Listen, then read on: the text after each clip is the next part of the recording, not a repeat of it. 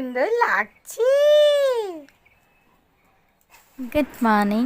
দেখো ঘুম থেকে উঠে কোকোকে কোকোর দিম্মা কি সুন্দর করে সাজিয়ে দিয়েছে। আজকে আবার অন্য আর এক রকমের হেয়ার স্টাইল, মানে ওর রোজই কোনো না কোনো নতুন নতুন হেয়ার স্টাইল করা হয়। জানো তো আজকে সকালের বেশিটা সময় পাওয়ার কাট ছিল। ও আচ্ছা, বমি টমি করে এখন